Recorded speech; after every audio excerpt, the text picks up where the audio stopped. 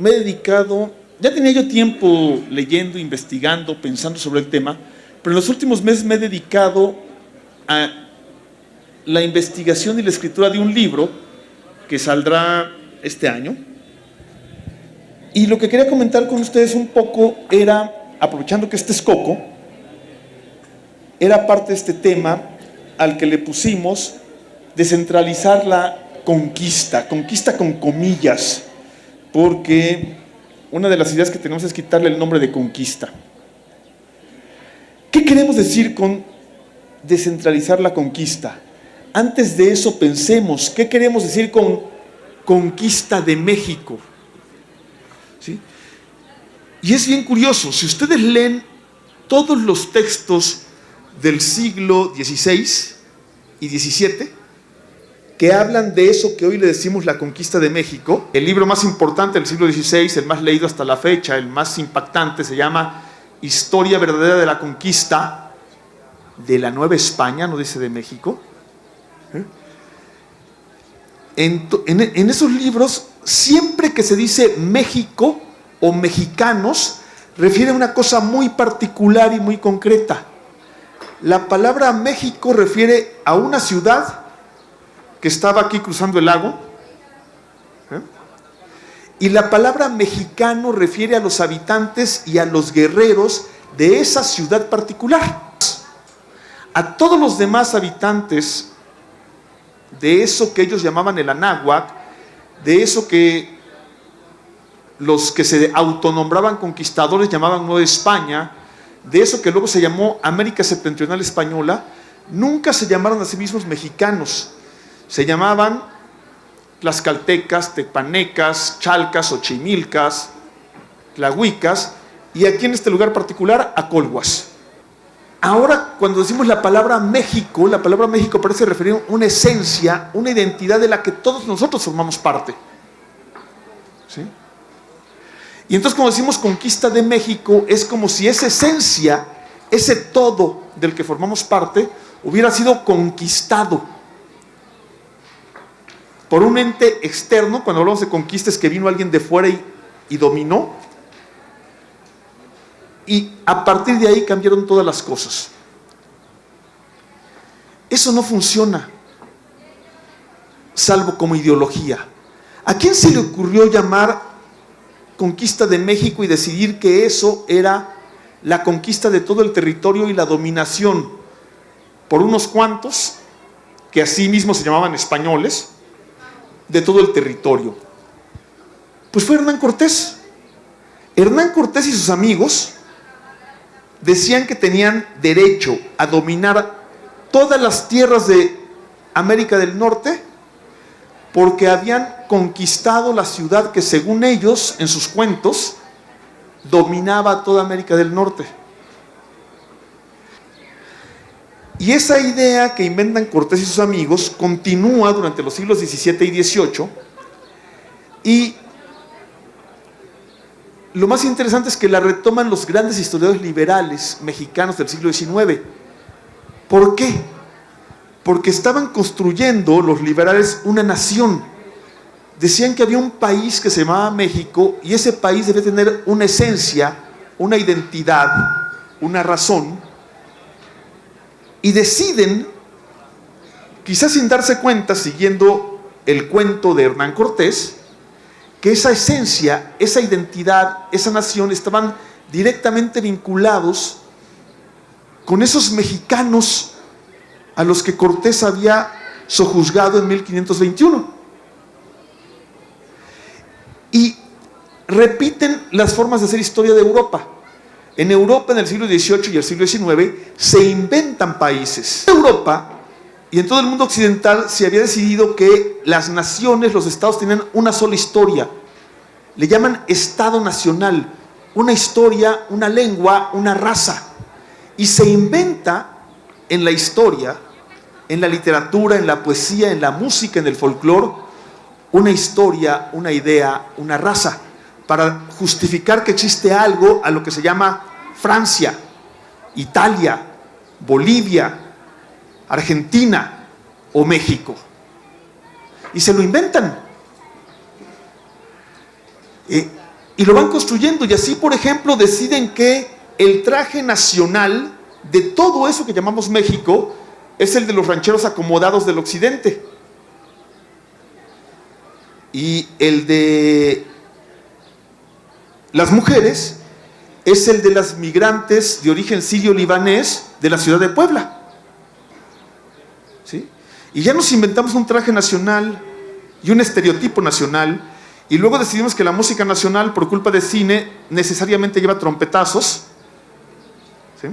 Y tratamos de homogeneizar, de decir, somos todos una cosa y somos hijos de los mexicanos esos y los españoles. Y entonces decidimos que 400 valientes llegaron de fuera y conquistaron a todo un imperio, y que somos hijos de ese imperio sojuzgado. Pero en realidad, si seguimos contando el cuento, nos identificamos con los conquistados, con los vencidos, y nos construyen una ideología de derrotados y de vencidos, porque todos descendemos de esos vencidos, que son los mexicanos. Y de pronto, en el siglo XIX, mexicanos somos todos, y no como en el siglo XVI, solamente los habitantes de esa ciudad. Y se olvidan todas las demás identidades. Dejamos de ser otomís, tecpanecas, xochimilcas, chalcas. Entonces, la idea de la conquista es esa, es el cuento que contó Cortés y que retomaron los frailes franciscanos del siglo XVII y los historiadores liberales del siglo XIX, y que seguimos contando. Y hoy les quería contar una sola cosa de por qué no funciona. Si en lugar de ver nada más el enfrentamiento Cortés-Tenochcas, los 400 valientes de don Hernando y los mexicanos, si en lugar de enfocarnos en Cortés y Cuauhtémoc, abrimos la perspectiva y vemos otros personajes, la historia es completamente distinta y tiene un montón de formas distintas de contarlas. Entonces, simplemente voy a plantear aquí 6 lugares. ¿Sí? Bueno, 7, porque primero quiero plantear uno que se llama Champotón, en el actual estado de Campeche. Fíjense que nos contaron que una de las razones por la que los españoles ganaron es porque traían caballos, armas de fuego, espadas, y eran infinitamente superiores técnica y militarmente, y que además esa superioridad de los caballos, el armamento, la pólvora, el acero, sorprendieron por completo a los mexicanos, que nunca se pudieron reponer de la sorpresa, de la superioridad de esas armas. Bueno, ¿saben ustedes qué es lo que pasó la primera vez que un grupo de guerreros indígenas, en este caso mayas, se enfrentan al caballo, al acero y al fuego? Los indígenas les pusieron una soberana madriza. Ella fue en la expedición de Francisco Hernández de Córdoba, desembarca en Chapotón con algo así como 120 soldados, los atacan los mayas y le rompen toda. ¿Sí? De los 120 que bajaron, regresaron 40, y de los 40 que regresaron, 39 iban heridos, un soldado iba ileso. Y cuando llegan a Cuba, ya llega muerto el capitán, que llevaba 14 heridas de flecha. Una paliza. No me cuenten que los mexicanos, es decir, los mesoamericanos, los indígenas, estaban sorprendidos. Todas las siguientes veces que llegan los españoles, cuando van llegando, los indígenas gritan: castilan, castilan, castilan, avisando quiénes son. Ya saben quiénes son, ya saben que traen caballos, ballestas, arcabuces, y que sí hacen ruido, pero tampoco son tan espectaculares como nos contaron. Segundo punto, segundo lugar, Chentla, muy cerca de la actual ciudad de frontera Tabasco. Ahí Cortés y sus amigos cuentan que llegaron y ganaron una gran batalla, porque con 13 caballos dieron una carga de caballería en mitad de los pantanos e hicieron correr a 40,000 indios. Así está contada la batalla. La batalla no tiene sentido. Y luego, si se supone que ganaron la batalla, de pronto el principal de Central le dice: mira, te regalo unas esclavas y llégale. Y se van. Si habían ganado, no se van. No tiene lógica, ninguna lógica, está muy mal contada. Y se van los españoles y llegan a Veracruz. Bueno, llegan a unos arenales inhóspitos y fundan un pueblo al que le ponen San Juan de Ulúa. Y están ahí cuando alguien llega y les dice, miren, aquí lo que tenemos es un problema. Llegan unos caciques otomís de Axapulco, cerca de Otumba, y los enviados de un sujeto del que no sabemos cómo era, qué edad tenía, ni cómo pensaba, pero sabemos que era muy gordo. Es lo único que sabemos de él. Le decían el cacique gordo. Entonces llegan los enviados del cacique gordo de Zempoala y llegan los caciques de los pueblos otomís cerca de Otumba y le dicen, mire, qué bueno que llega porque tenemos un pedo. El pedo es que aquí tenemos un tirano insoportable que nos explota a todos, que nos roba todo el excedente y que encima nos pide que le enviemos gente para darle cuello en sus pirámides. ¿Y sabe qué? Queremos quitárnoslo de encima. Y ya que usted tiene esos cañoncitos y esos caballitos, pues ¿por qué no nos ayuda? Y este cacique gordo, llamado en náhuatl Chicomecuatl, mete a Hernán Cortés en la dinámica de la guerra endémica de Mesoamérica. Y le dice, ¿usted quiere oro? Y le dan los informes del oro que está en el palacio de Axayácatl. Se va a jartar de oro. ¿Sabe qué tiene que hacer usted? Vaya a Tlaxcala y dígales a esos güeyes de Tlaxcala, usted está designado por los dioses para madrearse a los de Tenochtitlan. Y va a ver cómo le echan la mano los tlaxcaltecas. Y el capitán Cortés, que también hay que decirlo, era un hombre muy inteligente, agarra la idea al vuelo, agarra unos tamemes de ahí de Zempoala, unos guías, va a Tlaxcala. Yo creo que en buena medida porque los tlaxcaltecas estaban muy divididos, y entre que son peras o son manzanas, Cortés se mete. Y los tlaxcaltecas deciden, nosotros somos de los suyos. Cortés va a México, supuestamente captura a Moctezuma, cosa que nunca ocurrió, le matan a más de la mitad de la gente, en una cosa que le llamamos la noche triste, sale corriendo, regresa a Tlaxcala, ya se le aliaron los otomís del norte de la cuenca, ya se le aliaron la gente de Huesotzingo, la gente de Cholula, la gente de Tepeaca, y entonces pronto encabeza una gran confederación de naciones en contra de otra gran confederación de naciones que lideran México Tenochtitlan, México Tlatelolco, Texcoco y Tlacopan.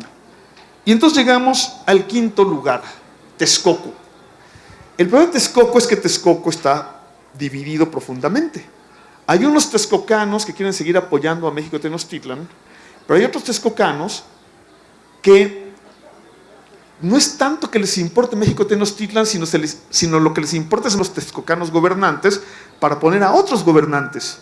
Y esos texcocanos dominan todo el norte del reino o provincia o república o como ustedes le quieran llamar de Acolhuacan, y los manda el príncipe Ixtlilxóchitl, enfrentado con el príncipe Cacama, que es el aliado de los tenochcas.